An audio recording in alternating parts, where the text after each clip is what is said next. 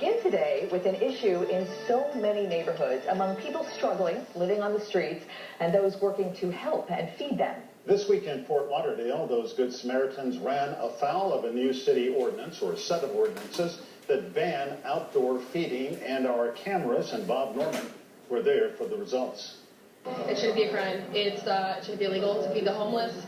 25-year-old Nikki Rice said she was willing to be arrested for feeding the homeless. Are you prepared to be charged with the crime? Yes. The bottom of my soul. Soon after our interview, that's exactly what happened. Roy and two others were handcuffed and apparently taken to jail after they violated the city's new ordinance that virtually outlaws feeding the homeless in public. Food is a right, not a privilege. Right over here. The youngest of the three, Damian Gabriel, is just 17. I am ashamed to live in the city of Fort Lauderdale. I'm ashamed that these people are touching me. I'm disgusted. The arrest of 90-year-old humanitarian Arnold Abbott has made international headlines, including a send-up on Comedy Central's Colbert Report. Clearly he knows what Jesus said in Matthew, "For I was hungry and you gave me something to eat. I was thirsty and look out, the cops are here. Hide the loaves and the fishes." Well, joining us this morning is the gentleman you see there, Fort Lauderdale Mayor Jack Seiler, who supports his city's ordinance as necessary for public health and safety. And Arnold Abbott, who, with his foundation called Love Thy Neighbor, has been sharing food for the last 2 decades, but this week is facing fines, possibly jail time for that charity work. And also with us, we are glad to welcome our friend and colleague, Local 10's Bob Norman, who covered the story all week long and, as you saw, was there for the arrest. Well, Good gentlemen, morning. great to see you all. Thank Thank you for coming in. Thank you. Mayor Seiler, what is wrong with what Mr. Abbott has been doing lately and for the last almost 23 years? Well, first of all, let's make it clear. We are not banning feeding in the city of Fort Lauderdale. We haven't banned feeding the homeless in the city of Fort Lauderdale. And what Arnold is doing is actually a very kind, compassionate act. We're just simply asking him to do it in a proper location. He is an individual with a big heart, and we encourage him to continue to serve the homeless, but there are right ways to do it and there are wrong ways to do it. We're simply asking that he does it in the right location, and there are dozens proper locations in the city of Fort Lauderdale to do these feedings for the homeless.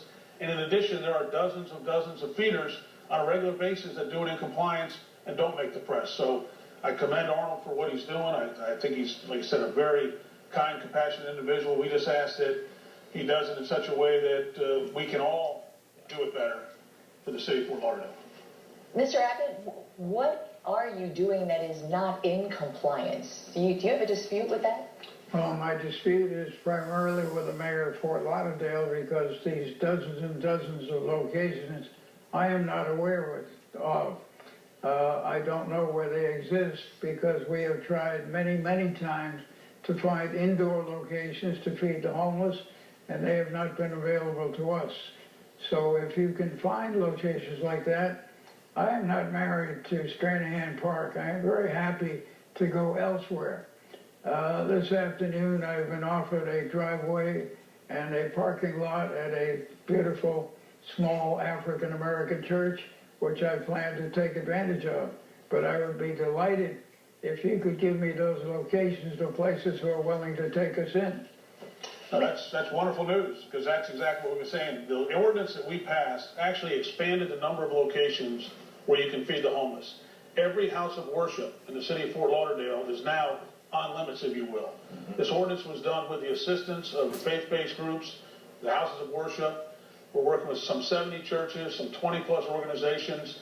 They're all feeding on a regular and daily basis and not running afoul of the city law. So, Arnold, I'm delighted to hear that. That's probably the best news I've heard all week. And I look forward to working with you and these churches that have indicated to me they would love to host your feedings. Can we broaden this out just a bit? I know, Bob, you've reported on so much. The city has instituted 5 or 6 ordinances just in the last few months against things like panhandling, sleeping on the streets, all directed at homeless issues.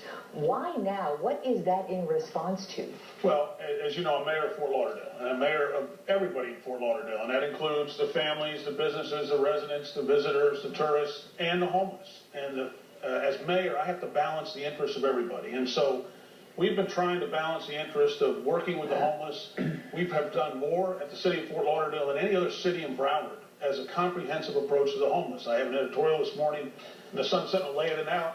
So we've done more for the homeless than any city in Broward County, and we're looking at doing it comprehensively. But as part of that, we've got to balance the interests. And as, for example, Stranahan Park, which I'm, again, delighted to hear he's willing to move away from there, that park had essentially been shut down to the public. It essentially, the women's club in that park had come to me and said, we can't host activities here, we can't host events here, we have issues with urination. Because of the feedings? Because of the feedings and the homeless hanging out in that park waiting for the feedings. Public urination, public defecation, then using that park to interfere with traffic at Broward and Andrews, where everybody knows, cars and pedestrians don't mix. Right. And where we don't have a median there, you can't have pedestrians in the middle of that street in downtown Fort Lauderdale. Arnold, what is unreasonable about the ordinances that Fort Lauderdale has passed? I mean, what part of them do you think just don't work? Well, I personally do not understand why I was given a citation on Wednesday last, because number one, the proviso that says you have to have a porta potty at every feeding. I feed adjacent to the only public restroom in Fort Lauderdale, so that part is moved.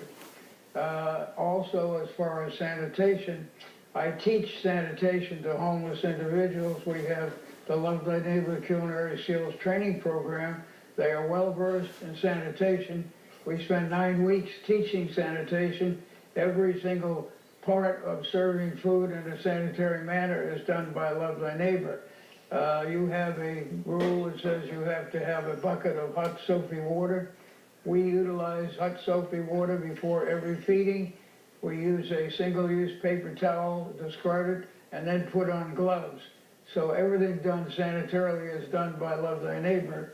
And I don't understand why I was cited on Wednesday, except for the fact that I didn't have a permit. And as you well know, when we sued the city 15 years ago and asked for a permit, a year and a half later they said we don't have any mechanism for granting permits to anybody. So we did not expect the permit. All else was done according to law. When they wrote up the citation, they said I refused to stop feeding. The truth is nobody asked me to stop feeding. I was amazed to see that they allowed us to feed everybody. And when they didn't on the Sunday before, they stopped us after I had fed 3 people. And a little wording that's been used around the world, a policeman came up to me and said, drop that plate, drop it immediately. That's all I was holding a weapon. And that was the end of that. They stopped me from feeding, and I did find out that this beautiful black church allowed us to go and feed in their driveway. And I took the group over, and we managed to feed them. All right. It sounds to me like you're saying, although you think you were treated badly in the last week a couple of times, or unreasonably, that in the future, it sounds like you're going to comply with these ordinances, are you? Well, as far as the beach, we feed at a place where there is a public restroom, so that's not a question. However, any other feeding groups will be faced by that same problem of bringing a porta potty to each of their feedings, which I think is impossible. Exactly. I think it's ludicrous because I believe it's the duty of the city to provide public restrooms, not the duty of a feeding group. Right. The idea that this is about sanitation is laughable.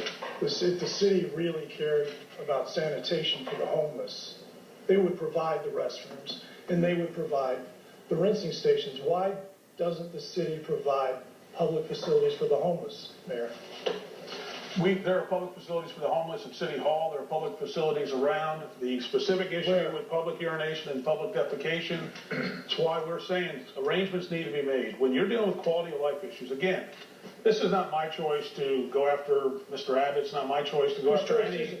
I'd appreciate no interruptions if that's all right, if I can just finish my thoughts. Go ahead, Jen. It's not my choice to go after Mr. Abbott, or my choice to do anything more than enforce the laws as the mayor of Fort Lauderdale, the laws that are set up for the public health, safety, and welfare of all, including the homeless. So we had an ordinance that we worked with the homeless advocates on, we worked with the faith-based groups on, we worked with all the homeless organizations in Broward County. We came up with a solution that we think works. everybody else complies with that solution that we think works. And I'm delighted to hear today that Arnold's wants to comply. I mean, listen, this is good news for us as a city because we're not looking for any tension. I think, like I said, if he can continue to feed, that's wonderful. That helps those in the community that are most vulnerable, most needy. And I think together with cooperation, we can do some great things. And so I'm excited about that, Arnold. And again, thank you for reaching out. You know, this is a very good place to take a quick break. And when we come back, we're going to continue this discussion about, is this the criminalization of homelessness? And we'll talk all about that when we come right back. Stay with us. Thank you.